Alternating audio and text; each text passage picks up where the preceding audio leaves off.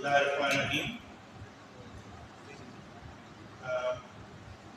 सबसे पहले तो थोड़ी ऑडियंस ज़रूर है, लेकिन ये खासी मुंतखब सी भी है, इसलिए कि ये अपने शौक से या तवज्जो दिलाने पे यहाँ आए और कम ऑडियंस या हाज़रीन की ज़ाहिर है एक वजह भी है कि जून में अमूमन छुट्टियाँ अनाउंस हो जाती हैं और ये हफ्ता जो है इम्तहानात में दौड़ में है। इस वक्त डॉक्टर हमारे नईम बेग साहब जो हैं वो सर भी हिला रहे हैं, इनका पूरा डिपार्टमेंट इस वक्त सारे सेमेस्टर्स के इम्तहानात में, और इसी तरह अंग्रेजी डिपार्टमेंट का भी है मसला मौजूद से। तो वो बच्चे बहरहाल स्टूडेंट्स आना चाहते हैं, लेकिन वो इस वजह से नहीं आ सके। लेकिन एक इत्मीनान है कि अब हम ये प्रोग्राम रिकॉर्ड करते हैं, तो इस वजह से ये बहरहाल प्रोग्राम बाद में किताब में काम रहता है। काफ़ी अर्से के बाद शाहजेब साहब और मैं दोबारा इकट्ठे हुए हैं, और 2018 जनवरी की वो दिन कभी नहीं महव होता जब हमने पहला प्रोग्राम किया था, और जो उससे हौसला मिला था वो आज भी अल्हम्दुलिल्लाह कायम है।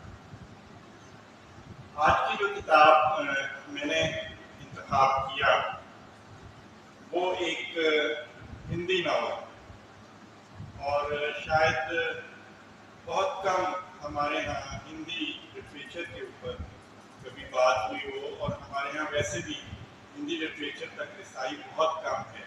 हिंदी पढ़ने वाले, हिंदी जानने वाले हिंदी के बारे में इतना, हिंदी लिटरेचर के बारे में इतना नहीं जानते, हत्ता कि वो हिंदी लिटरेचर किसी फिल्म की शक्ल में या किसी मीडिया की शक्ल में ना ढला, तो उस सूरत में उस लिटरेचर के बारे में थोड़ी सी आगही हो जाती है।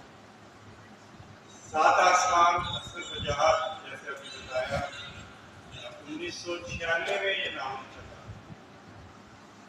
लेकिन ये उर्दू जानने वालों से और खास तौर पर पाकिस्तान में इसके बारे में बहुत कम लोग हुए।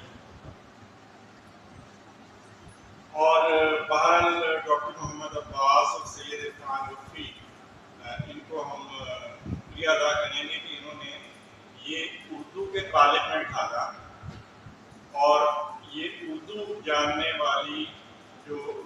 वाले क़ारीन हैं उस तक ये पहुँचा, और उससे महसूस हुआ कि हिंदी और उर्दू अदब में शायद इतना फ़र्क नहीं है, ना तो ज़माने का इतना फ़र्क महसूस होता है, ना माहौल का फ़र्क महसूस होता है, और बहुत सारी चीज़ें जो हैं इसके अंदर कॉमन है, जो बमुकाबला किसी दूसरे विदेशी अदब को जब उर्दू में डाला जाता है उसमें फ़र्क महसूस होता है।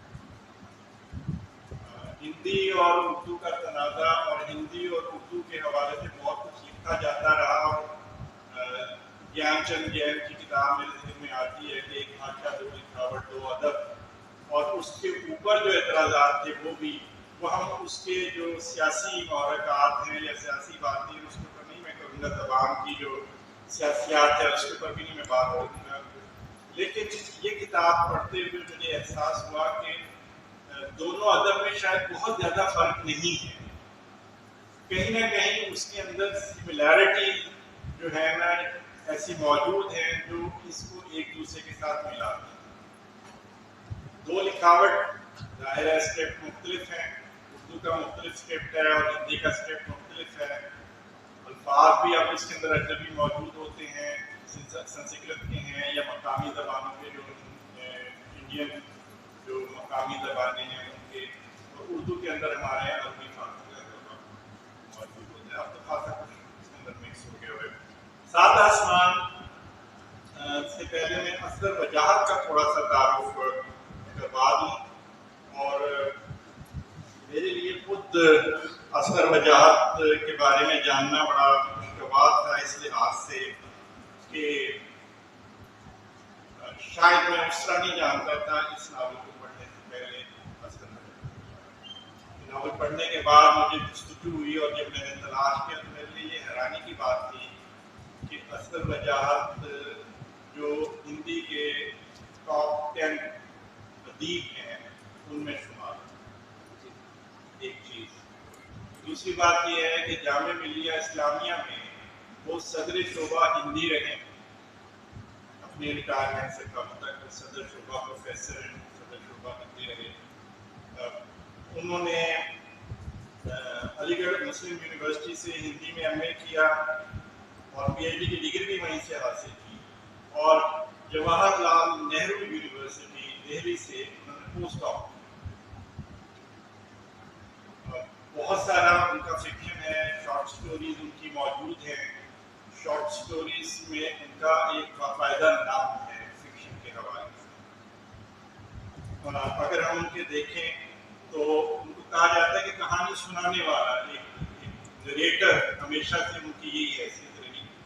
لیکن ایک بڑی مزے کی چیز ہے، اور شاید آپ میں سے کچھ، جیسے ابھی ڈاکٹر شاہدیو نے بتایا کہ انہوں نے وہ ڈرامہ دیکھا ہے جس میں لاہور نہیں دیکھا، وہ جامعہ نہیں، اور یہ لاہور میں بھی اس کو سٹیج کیا گیا تھا ڈرامے کو، کراچی میں بھی ہوا، اور یہ ان کے مقبول ڈراموں میں سے ایک ڈرامہ ہے اصغر وجاہت کے۔ اور اس کے علاوہ ان کے جو کام ہیں اصغر وجاہت کے، اندھیرے سے دہلی پہنچنا، سوئمنگ پول، سب کہاں کچھ، میں ایک ہندو ہوں، اور اس طرح کی ان کی کہانیوں کے مجموعے ہیں۔ ڈرامہ جو ہے اس پہ بھی تو خاصا گرپ ہے، فرنگی واپس آ گیا، آنا کی آواز، ویر گاتی سمیت یہ سارے ڈرامے، یہ سارا لٹریچر ہندی میں ہے ان کا، جس کو اور نہیں دیکھا وہ جامعہ نہیں۔ اور اس طرح ناول سات آسمان، پہاڑ، کیسی آگ لگائی، برکھا رچائی اور دھارا پرائی ان کے ناول ہیں، سفر نامے بھی ہیں، تنقید میں بھی لکھا ہے انہوں نے۔ اصغر وجاہت ہمارے لیے شاید اب اتنے اجنبی نہ رہیں جب سے یہ سات آسمان ٹرانسلیٹ ہوا اور اردو میں جو ہے یہ اس وقت میسر ہے۔ محمد عباس نے اس کو ترجمہ کیا، اردو کے قالب میں ڈالا۔ محمد عباس اس سے پہلے بھی ہندی ادب سے اردو میں چیزیں ڈالا۔ ابھی میرے خیال میں انہوں نے کمیشور کا جو ہے نا، کملیشور جو ہے نا، جس کا معروف ناول تھا کتنے پاکستان، اس کی کہانیوں کا اردو ترجمہ کیا، میں نے ابھی شاید نیلی جھیل کے نام سے۔ تو محمد عباس نے ہندی سے اردو والوں کو کافی کچھ دیا ہے اور ابھی دے رہی ہے۔ سات آسمان کو کیوں سلیکٹ کیا، یہ ایک چھوٹا سا سوال ہے۔ پہلی وجہ تو یہ تھی کہ ہندی ادب تک اردو والوں کی رسائی یا جانکاری نہیں تھی، اور اس کی پہلی وجہ یہی تھی کہ ہمیں جو دوسرے ادب ہیں وہ اگر اردو میں کہیں ملتے ہیں تو اس تک اس کی رسائی ہونی چاہیے، اس کے بارے میں معلوم ہونا چاہیے۔ سات آسمان اصل میں ایک خاندان کی کہانی ہے، لکھنؤ کے خاندان کی، آپ اودھ کہہ لیں یا لکھنؤ کے خاندان کی۔ اور جب کبھی لکھنؤ کی بات کی جاتی ہے تو میرے ذہن میں تو سب سے پہلے عبدالحلیم شرر کا کتاب گزشتہ لکھنؤ آ جاتی ہے، اور وہ ایک طلسماتی اس لحاظ سے محسوس ہوتی ہے کہ ایک شان و شوکت اور ایک بڑی سجی سنوری سی دنیا ہے، وہ موجود تھی کسی وقت وہاں لکھنؤ میں، اور اس کے بعد اس دنیا کے سے اجڑے ہوئے لوگ جب اب موجودہ اس میں پہنچے صورتحال میں تو ان پر کیا گزری، وہ ساری کہانی ہمیں اس سے پہلے انیس اشفاق کے ہاں بخوبی نظر آتی ہے، جب ہم دکھیارے کی بات کرتے ہیں، جب ہم خواب سراب کی بات کرتے ہیں، جب ہم پری ناز اور پرندے کی بات کرتے ہیں۔ اسی طرح نیر مسعود کے ہاں بھی وہ طلسماتی انداز سے وہ چیزیں موجود ہوتی ہیں جو لکھنؤ کی اس گم شدہ تہذیب اور شان و شوکت کو یاد کرتے ہوئے نظر آتے ہیں۔ وجاہت مسعود کا یہ جو ناول ہے سات آسمان، یہ بھی 400 سال تک پھیلی ہوئی ایک داستان ہے، جو ایک خاندان جو کسی وقت وہ خاندان ہمایوں کے ساتھ جب وہ ایران گیا اور ایران سے واپس جب وہ ایرانی سپورٹ کے ساتھ واپس ہندوستان میں آتا ہے بادشاہ ہمایوں مغل بادشاہ، تو اس کے ساتھ آنے والے ایک ان کے خاندان کے جد امجد جو ہیں یا شروع کے جو بزرگ ہیں وہ یہاں آتے ہیں اور وہ شروع میں آ کر مغل دربار کے ساتھ وابستہ ہوتے ہیں، اور اس طرح محمد عباس صاحب کو بھی خوش آمدید کہا جاتا ہے کہ وہ تشریف لائے ہیں۔ ہمارے لیے یہ بڑی خوشی کی بات ہے کہ آج کے پروگرام میں ڈاکٹر محمد عباس بھی آئے ہیں۔ تو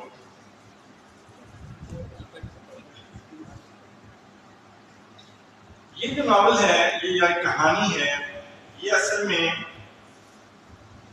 تھوڑا سا اس کا مزید تعارف کرواؤں گا اور ایک اس کے اوپر بغیر حوالے کے ایک تبصرہ جو ہے وہ بھی پڑھ کے سناؤں گا، اور اس میں سے کچھ چند ایک چاول کے دانے جو ہیں وہ آپ کو چکھاؤں گا، اور میں چاہوں گا کہ یہ آپ خود پڑھیں، کیونکہ سب سے پہلے میں اس کے اوپر ایک غیر حوالے کے ایک تبصرہ جو ہندی میں تھا اور وہ پڑھ کے میں سناتا ہوں، اور اس سے کچھ چیزیں آپ کو واضح ہوں گی کہ یہ ناول ہے کیا۔ یہ ناول تقریباً 400 سال کے طویل عرصے پر محیط ایک خاندان کی نظر، اس میں زبانی روایت، بعض مقامات پر تاریخ اور بعض مقامات پر ذاتی تجربات کا امتزاج ہے تاکہ ماحول بنایا جائے۔ ایک طرح سے یہ ایک طویل بیان ہے جو کردار خود بناتا ہے۔ مصنف بھی ایک مبصر ہے، کردار نہ تو اس کے بنائے ہوئے ہیں نہ ہی اس کے قابو میں ہیں، وہ اپنے حالات و واقعات کے مطابق کیا تجربہ کرتے ہیں اور کیا برتاؤ کرتے ہیں، اس کا اظہار ان کے اپنے الفاظ میں ناول میں کیا گیا، کردار خود کرتے ہیں۔ مصنف تو کہیں بالکل چھپا ہوا سا نظر آتا ہے اس کے اندر، اور جو کچھ کہہ رہا ہے وہ کردار کے ذریعے کہہ رہا ہے۔ ایک طرح سے اس ناول کو کلاسک کی تعریف میں بھی نہیں رکھا جا سکتا، کیونکہ اس میں وہ وحدت نہیں ہے جو اکثر ناولوں میں ہوتی ہے۔ اگر اس کا کوئی فارمولہ ہے تو وہ زندگی ہے جو مسلسل بدلتی اور نئے سانچوں میں ڈھلتی ہے۔ لمبی تفصیل اور مکالمے یا کرداروں کے خیالات انہیں پسند کر دیتے ہیں، اچھا کیا ہے، کیا برا ہے، زندگی گزارنے کا صحیح طریقہ کیا ہے، زندگی کیا ہے، وہ کیسے لوگ تھے جن کا آج تصور بھی نہیں کیا جا سکتا۔ ناول ایسے سوالات کے جوابات نہیں دیتا اور نہ ہی ان پر کوئی ویلیو ججمنٹ ہے، وہ صرف کرداروں اور حالات کو ظاہر کرنے میں مصروف ہے۔ سات آسمان ہندوستان کے جاگیردارانہ معاشرے کے کئی ادوار کو ظاہر کرتا ہے۔ اس کے ساتھ ساتھ ناول کا موضوع ہر دور کے انسان اور اس کے خدشات کو سمجھنا ہے۔ اس میں نہ تو کسی کی تعریف کی گئی ہے اور نہ ہی کسی کو قابل مذمت سمجھا گیا ہے۔ بعض مقامات پر انسانی رشتے بہت مضبوط اور گہرے دکھائی دیتے ہیں اور بعض مقامات پر وہ تنزلی کی انتہا کرتے ہیں۔ ناول میں ماضی سے کوئی لگاؤ نہیں، یہ ماضی کو حال کے تناظر میں یا طویل سفر کے پسماندہ مراحل کو سمجھنے کی صورت میں لیتا ہے، ناسٹیلجک نہیں ہے۔ جو ہمارے یہاں کئی مصنفین کے یہاں ناسٹیلجیا ابھر کے آتے ہیں، لکھنؤ کے اور ہمارے انتظار صاحب کے یہاں تو بہت ہی زیادہ تھا، انتظار صاحب کے یہاں۔ ناول میں ناسٹیلجیا نہیں ہے، ممکن ہے کرداروں کے اندر جانے کی کوشش یہ ظاہر کرتی ہو کہ مصنف کرداروں کی تہوں کو ظاہر کرتے ہوئے بے رحم ضرور ہو گیا، لیکن جو کچھ ہوا ہے کہ نہ تو مصنف بدل سکتا ہے نہ ہی یہ چاہتا ہے۔ کسی بھی قسم کے نظریے یا دانشوری یا فلسفے یا وابستگی پر دلالت نہ کرنے کے باوجود یہ ناول یقیناً ایک بصیرت والا ناول ہے، اور یہ حقیقت ہے کہ ناول میں کوئی نظریے کا پرچار نہیں نظر آتا۔ واقعات، کردار، اس کو بس ویسے ہی بیان کر دیا گیا، اس سے جو کچھ اخذ کرنا ہے قاری نے خود کرنا ہے، اور اس کا مبصر بھی خود ہے اور اس کا ناقد بھی خود ہے، کیونکہ یہ حقیقت کو اپنی مکملیت اور تحرک میں سمیٹتا ہے۔ اگر چاہیں تو اس کے ذریعے سماجی تعلقات، سیاسی تحریکوں اور ثقافتی ترقی کے نکات کو اجاگر کیا جا سکتا ہے، لیکن یہ سب قارئین یا ناقدین پر منحصر ہے۔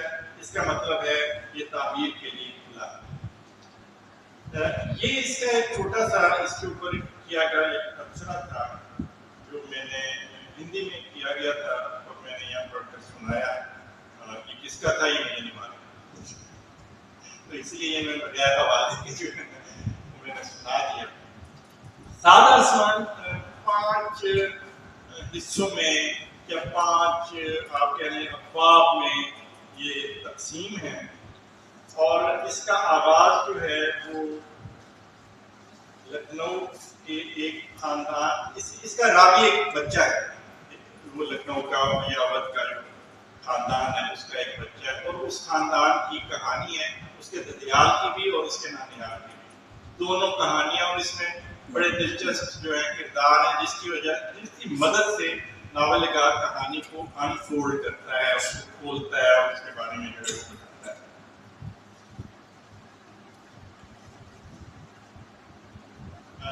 اس کا آغاز بڑا دلچسپ ہے، اور دلچسپ نہ ہو تو ناول میں دلچسپی نہ ہو تو پھر کیسے قائم رہ سکتا ہے اور آگے کیسے چل سکتا ہے، کہ پہلا اس کا باب ہے وہ جو اس وقت جس میں وہ بچہ آنکھیں کھولتا ہے، یہ اس سے متعلق ہے، اور اس کے اندر وہ پہچان کراتا ہے اس کے ارد گرد کا ماحول اور وہ کردار جو اس کے ارد گرد موجود ہے۔ اور اس میں سب سے جو مزے کی بات ہے جو اس معاشرے میں یا اس وقت موجود تھا، جو جاگیرداری میں جب ایک وقت آیا تھا انڈیا میں، جو ہے وہ ایک حد میں مقرر کر دی گئی تھی کہ اس سے زیادہ کی زمین جو ہے وہ کوئی رکھ نہیں سکتا، اس کا اونر نہیں ہو سکتا، اور وہ زمین جو ہے نا اس کے بعد باقی تقسیم کر دی جاتی تھی، یا وہ اس سے زیادہ کی، تو اس کے بعد وہ جاگیرداری نظام جو ہے نا ایک سسٹم وہ ٹوٹنا شروع ہو گیا، اور جو لوگ اس کے لیے ذہنی طور پر تیار نہیں تھے، اس کے نتیجے میں ان کے یہاں شدید دباؤ آیا، مالی بھی اور معاشی بھی اور معاشرتی بھی اور بہت سارے طریقوں سے، کہ وہ بالکل خاندانی طور پر سمٹتے چلے گئے۔ جن لوگوں نے اس کا ادراک کر لیا، اس میں انہوں نے اپنے آپ کو کاروبار میں ڈھالا، کاروباری سینس کو استعمال کیا اور اپنے آپ کو اس جھٹکے سے محفوظ رکھا جو اس کے بعد آیا۔ تو یہ پوری داستان اسی حوالے سے ہے۔ اس کا پہلا باب ہے، اگر وہ دیکھیں اور اس کا آغاز دیکھیں کہ سیدھی سادی سست رفتار سینکڑوں سال کے تپیڑوں کو سہتی، ہزاروں تبدیلیوں کو ہضم کرتی، اپنی ہی ترنگ میں بہتی زندگی کسی بھی سانچے میں ڈھلنے سے انکار کرتی۔ وہ اس کنویں کی طرح ہے جس کا پانی جس نے پی لیا وہیں کا ہو گیا۔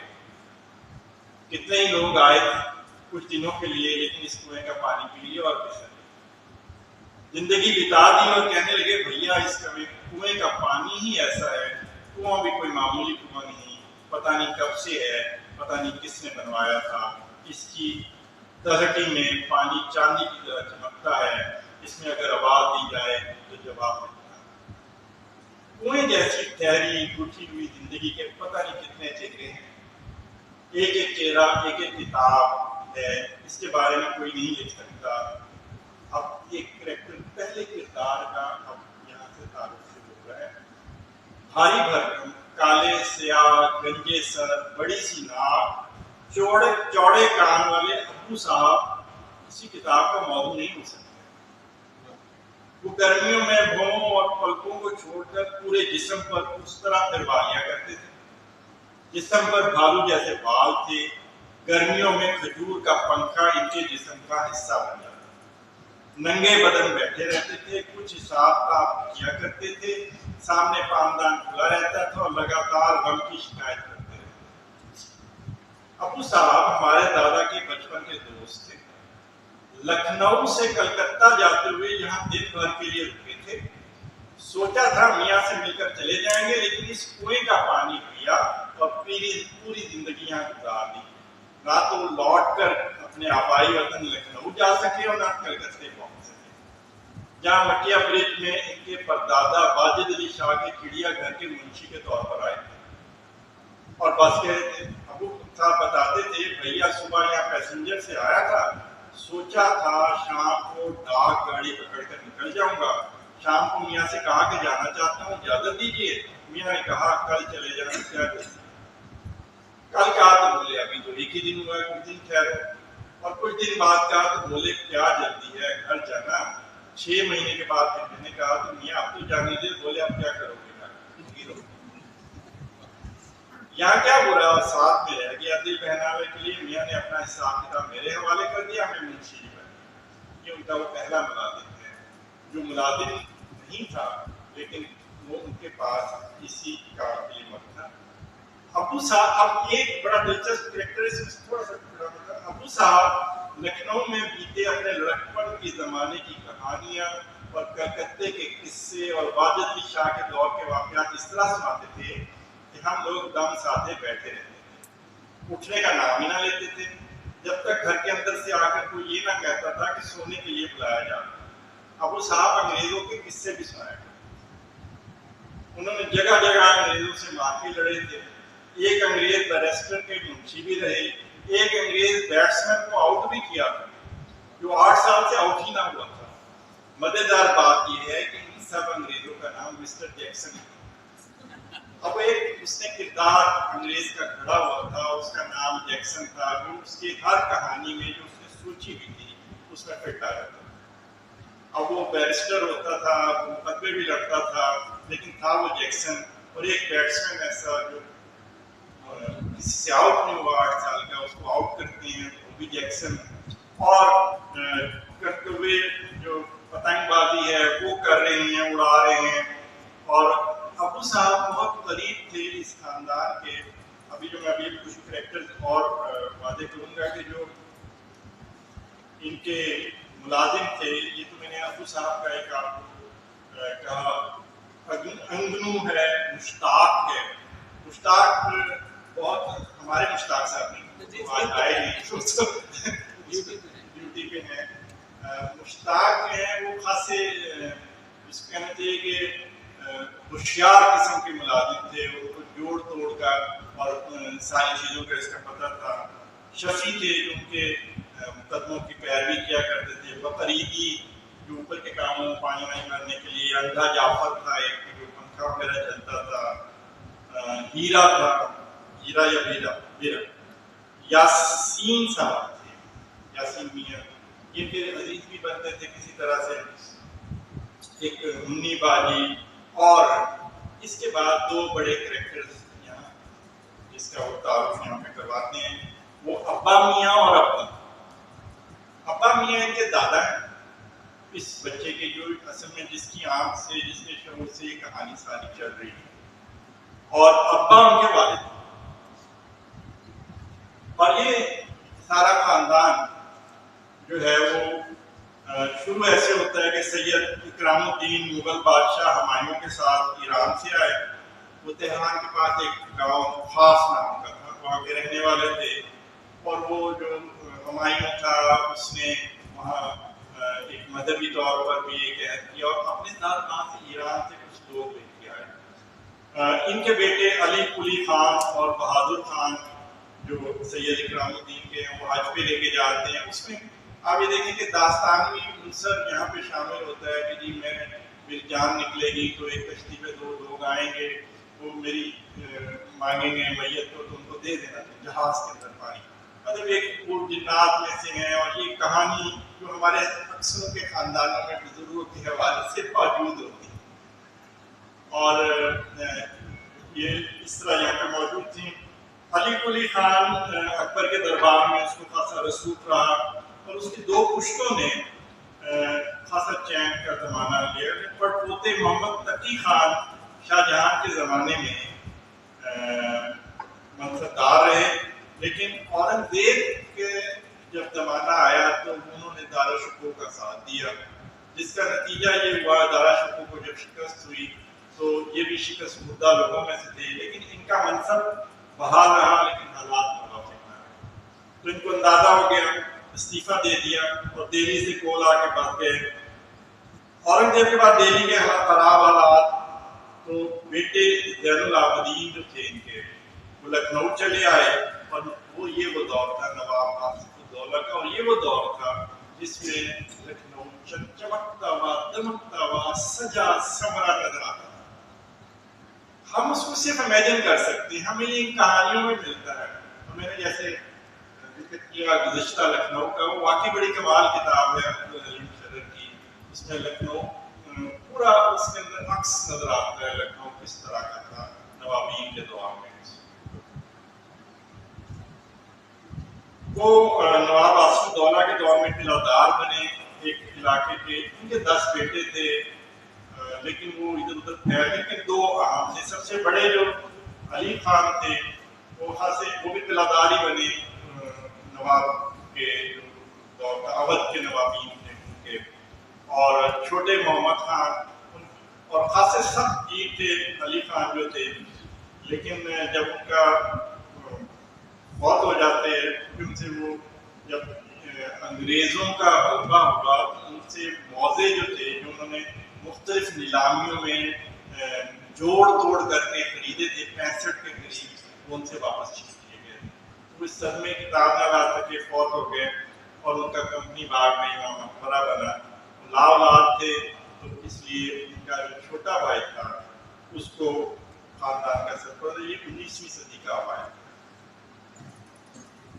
یہ اب آپ دیکھیں کہ اس دوران یہ یعنی 1800 کا جو ہے تو بغاوت کا ایک شروع ہوتا ہے جو انگریز بہادروں کے خلاف بغاوت ہوتی ہے. اس میں 1857 تک کے واقعات آتے ہیں مختلف.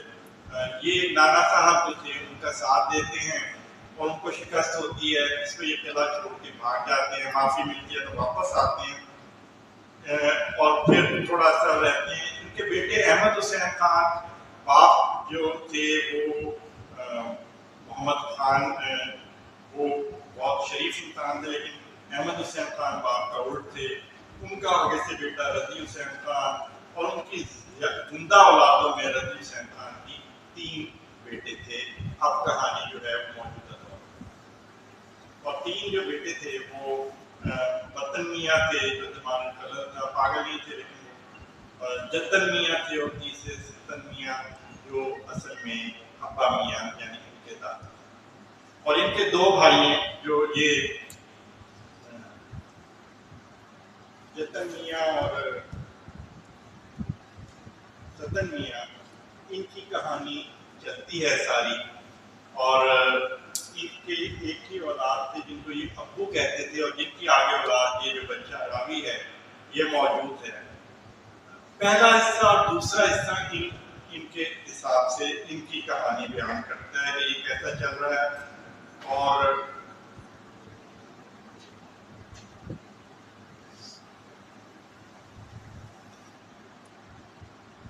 ان کے آپس میں جھگڑے جائیداد کے جتن اور ستن یعنی ابا میاں کے یہ جو ہے نا جھگڑے چلتے ہیں. جتن میاں کے بیٹے جو لکھو تھے وہ وکالت پڑھ لیتے ہیں اور کاروبار پر اور مختلف کاروبار شروع کرتے ہیں. اس کے اندر ان کے اندر ایک رسہ کشی اور سارا سلسلہ چلتا رہتا ہے. اور اس دوران تیسرا جو باب ہے وہ ان کے نانیال کے حوالے سے ہے اور یہ بہت دلچسپ ہے. اس میں ایک کریکٹر ایسا ہے جس کی کہانی بیان کی گئی وہ ہیں یہ ایک کانپور کے پاس کا علاقہ ہے. یہ جمنا کے آس پاس اگر روکیل اگر دیکھیں تو وہ بندی ہے کہ اس میں ان کے ننہال کے جد امجد معتمد دولہ ان کا ذکر ملتا ہے. آج افسانہ لگتا ہے لیکن ایسا تھا نہیں. وہ اودھ کی سرکار میں وزیر اعظم تھے اور حالات کہ پلٹا کھانے کی وجہ سے ملک بدل کر دیے گئے. اودھ سے نکل کر وہ یہاں آ گئے اور یہیں بس گئے جہاں ان کا ننہال تھا. اور سفید کوٹھی ایک بڑا ایک گھر محل بناتے ہیں اور اس کے اندر ان کے خاندان بستے ہیں اور خاندان آگے درجے بڑھتے چلے جاتے ہیں اور گھر سمٹتے چلے جاتے ہیں گھر چھوٹے بڑھتے چلے جاتے ہیں کیونکہ ان خاندان والوں نے اپنے آگے کے بندوبست نہیں رکھے ہوئے تھے کہ وہ کاروبار زندگی ہوتا. اپنے زمانے میں ہندوستان کے مشہور ترین اور مالدار ترین لوگوں میں گنے جاتے تھے. انہوں نے ناصح کو امام بخش ناصح کو اپنے اوپر قصیدہ لکھنے کا انعام 1 لاکھ روپے دیا. یہ سن کر اسد اللہ خان غالب نے بھی معتمد دولہ پر قصیدہ لکھا تھا لیکن غالب کے نصیب میں معتمد دولہ کا پیسہ نہیں تھا. ہوا یہ کہ قصیدہ لکھنے کے بعد غالب نے معتمد دولہ کو خط لکھا تھا کہ میں نے آپ کی شان میں قصیدہ لکھا ہے لیکن آپ کی خدمت میں عرض کرنے سے پہلے خواہش ہے کہ جب میں قدم بوسی کو حاضر ہوں تو جناب والا اٹھ کر دروازے تک آئیں بندے سے بغل گیر ہو اور اپنے پاس مسند پر بیٹھنے کی جگہ دیں، اور بندہ جب جانے لگے تو حضور کرم فرما کر دروازے تک رخصت کرنے آئے۔ معتمد دولہ نے جواب تحریر کیا، برادر عزیز آپ ضرور تشریف لائیں اور قصیدہ سنائیں، لیکن آپ کے ساتھ وہی سلوک مشفقانہ کیا جائے گا جو دوسرے شاعروں کے ساتھ کیا جاتا ہے۔ مختصر یہ کہ معتمد دولہ نے یہ قبول نہیں کیا کہ غالب کا اٹھ کر استقبال کریں گے، ان کو اپنے ساتھ بٹھائیں گے اور غالب کے جاتے وقت دروازے تک چھوڑنے آئیں گے۔ غالب کو یہ جواب ملا، پتہ نہیں کیوں چپ بیٹھ رہے، نہیں آئے، اور قصیدے میں کچھ ہیر پھیر کر کے کسی اور کو سنا دیا تو اس سے کچھ حاصل کر لیا۔ اب اس کی یہ منسلک ہوا جو ہے اودھ کے شاہان کے ساتھ معتمد دولہ، اور اس کریکٹر کو اگر آپ پڑھیں تو آپ بڑے حیران ہوں گے۔ آج کی سیاست میں بھی بالکل ایسے ہی جوڑ توڑ کے ساتھ جو ہے نا وہ اپنے مفادات کا حصول ہوتا ہے، بے انتہا دولت حاصل کی، اور بالآخر یہ دولت ان کے اپنے گلے پڑی جب انگریز جو ریزیڈنٹس وغیرہ تھے انہوں نے اس کو وہ کیا تو ان کو معلوم ہوا کہ یہ، اور اس کو پھر بالآخر وہاں سے نکالنے کا حکم ہوا، اور یہ معتمد دولہ وہاں سے چھپ کے اس طرح اپنی ساری دولت نکال کے لے آئے، اور یہ جو علاقہ تھا کانپور کے پاس، یہاں پر انہوں نے کوٹھی خریدی اور یہاں پر انہوں نے اپنے خاندان کو بتایا، اور وہی خاندان چلتا ہوا ان کے نانے کا خاندان جو ہے وہ اسی میں بچا ہوا تھا۔ جس طرح ان کے اس بچے کے باقی لوگ جو بڑے ٹھیک ٹھاک تھے وہ ختم ہوئے کیونکہ انہوں نے آنے والے وقت کی چاہت نہیں سنی، اسی طرح اس کے نانیال کا جو گھر تھا سوائے اس کے خاندان کے جنہوں نے کاروباری طور پر سورج دکھائی اور اپنے کچھ نہ کچھ حاصل کرتے رہے، بچاتے رہے، باقی سب لوگ اجڑ گئے، ختم ہو گئے۔ تفاصیل کافی ہیں، میں صرف اسکپ کرتے ہوئے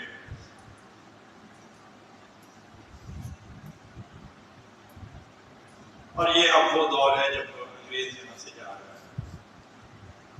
سب کچھ ہو سکتا ہے صاحب، سب کچھ ہو سکتا ہے، لیکن دو باتیں نہیں ہو سکتی۔ انگریز ہندوستان سے نہیں جا سکتے اور زمینداری ختم نہیں ہو سکتی۔ میاں انگریز اور ہندوستان سے چلے جائیں ناممکن۔ ارے صاحب اتنی بڑی سلطنت، ذرا سوچیے برما سے لے کے بلوچستان تک پھیلی ہوئی حکومت، کھربوں روپے کی آمدنی اور کروڑوں روپے پر حکومت، انگریز کیسے چھوڑ سکتے ہیں؟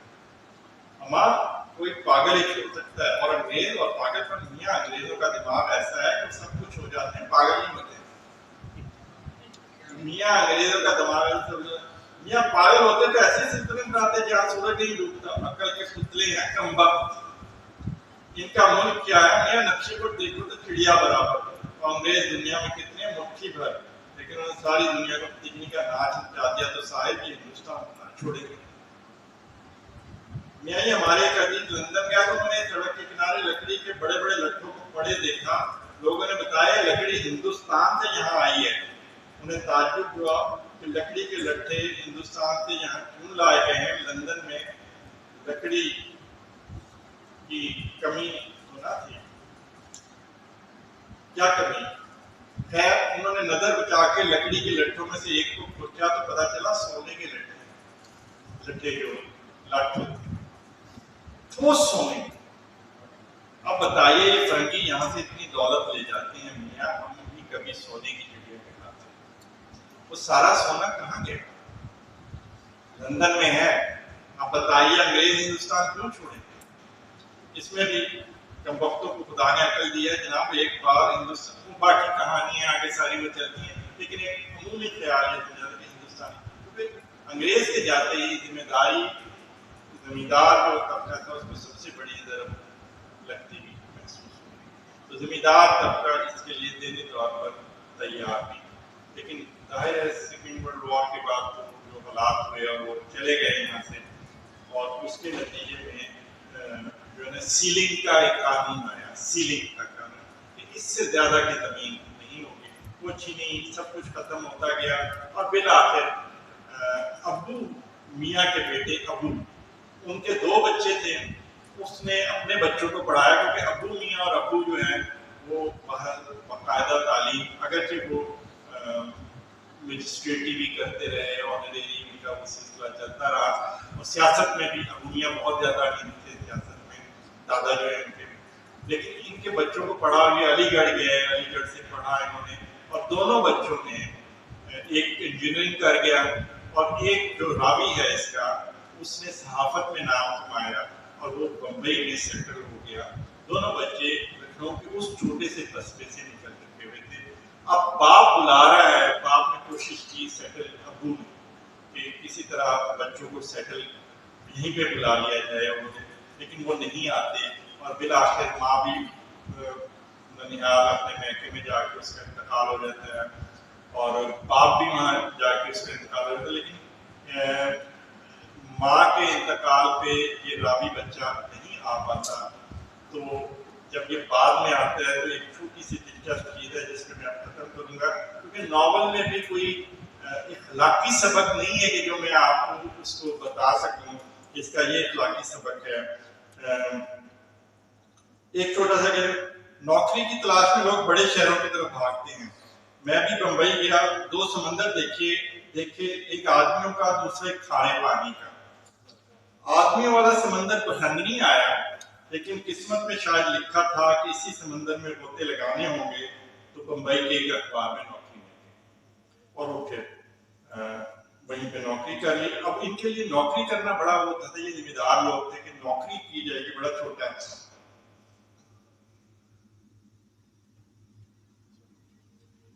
ہم لوگوں نے انہیں اپنے ماں باپ کو بتا رہا ہے کہ ہم لوگوں نے انہیں شہروں، اپنے اپنے منصوبوں یا نوکریوں کے امکانات یا اپنے ارادوں کے بارے میں کچھ نہیں بتایا۔ ہم نے انہیں یہ نہیں بتایا کہ ایک بار بڑا شہر جس کی آنکھوں میں گھک جاتا ہے وہ کتنا خود غرض ہو جاتا ہے۔ ہم نے انہیں یہ نہیں بتایا کہ ایک بار اچھا وہ کتنا خود غرض، اس کی آنکھوں میں پھر ہر چیز کی ایک قیمت ہو جاتی ہے، ویسے چھلاؤں کا تعاقب کرتا ہے اور ان پر اعتبار کرتا ہے جو زندگی بھر اس کا پیچھا نہیں چھوڑتے، وہ ہمیشہ آگے کی طرف دیکھتا ہے اور ناممکن الحصول خواہشات میں جینا اس کی مجبوری بن جاتا ہے۔ اب وہ واپس نہیں آتے۔ اب اس کی اب آخری ہے، اور جس طرح عموماً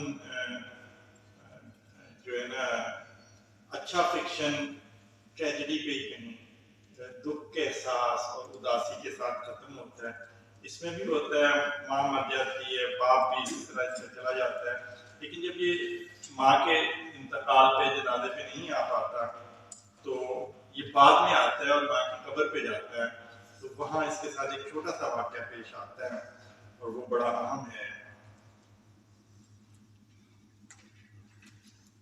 کہ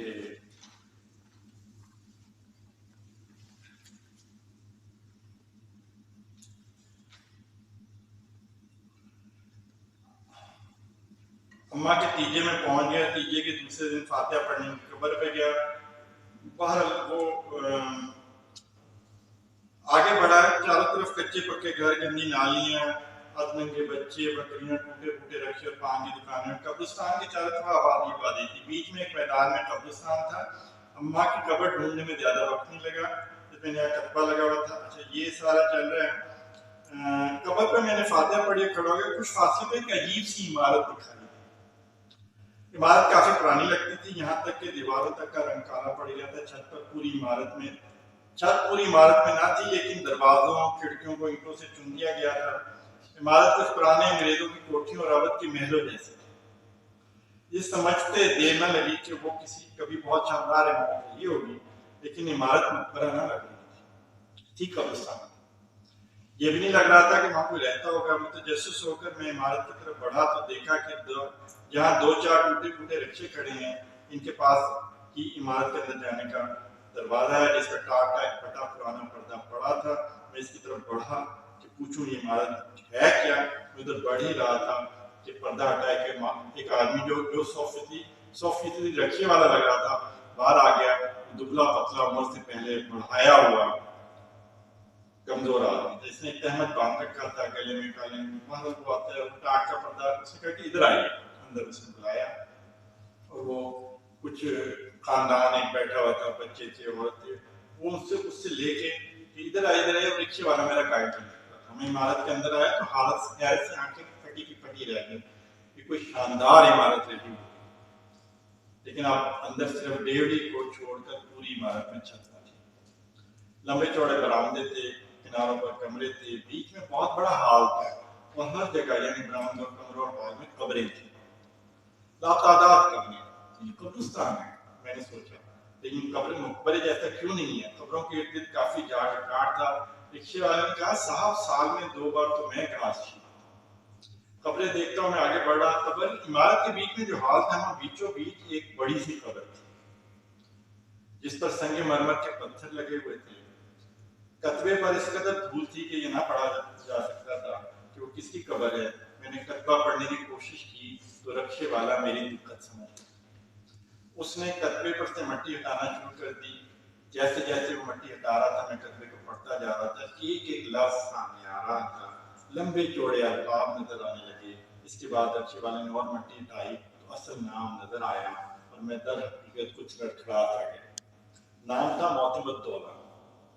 تو یہ معتمد الدولہ کی قبر ہے، بالکل اسے وہیں ہونا چاہیے تھا۔ معتمد دولہ کی یاد آئی اور اس کے ساتھ ساتھ مرزا اسد اللہ خان غالب کی یاد آ گئی۔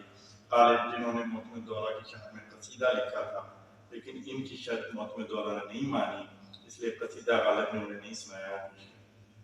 معتمد دولہ اور مرزا غالب کی موت کے 150 سال بعد کے ان حالات کا تصور شاید ان دونوں میں سے کوئی نہیں کر سکتا۔ یہ ہے پھر بابی، اب اس کو جو راوی بچہ ہے یا جو اولاد تھی اس کو باہر یہ اسائنمنٹ اپنے اخبار کی اور چینل کی طرف سے مل جاتی ہے اور فیملی کے ساتھ آ جاتا ہے۔ اب اس نے وہاں واپس نہیں جانا اور وہ سارا کچھ اجڑ گیا ہوا تھا۔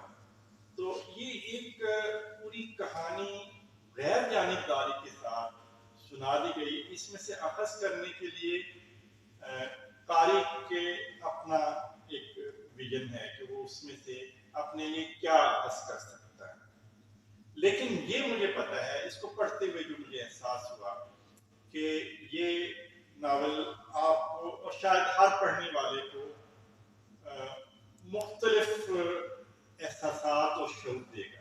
ضروری نہیں کہ جو شعور یا جو خیال جو احساس اس کو پڑھ کر مجھے ہوا ہے وہ آپ کو، لیکن ہوگا ضرور، یہ بہت کچھ دے گا۔ اس کے اندر کہانی در کہانی در کہانی ہے۔ جس طرح الف لیلہ کی کہانیاں چلتی ہیں کہ کہانی سناتے سناتے اس کے اندر ایک اور کہانی آ گئی، اس کے اندر کوئی اور کہانی آ گئی اور وہ کہانیاں چلتی جاتی ہیں۔ اور کہانی کا بیان ہے، اس میں یہ نہیں بتایا گیا کیا اچھا کیا برا، اس سے کیا غلطی ہوئی۔ اس نے بالکل ایسے بتا دیا کہ مقدمات میں الجھے، یہ ہوا یہ ہوا، کوئی پورے خاندان کی کہانی جیسے اس کے اوپر بیتی وہ بتا رہا۔ اس میں ہمارے لیے کیا ہے یہ آپ پڑھیں گے آپ کو خود محسوس ہوگا کہ آپ اس میں سے کیا حاصل کر سکتے ہیں۔ تو اسی وجہ سے اس کتاب کو میں نے انتخاب کیا تھا۔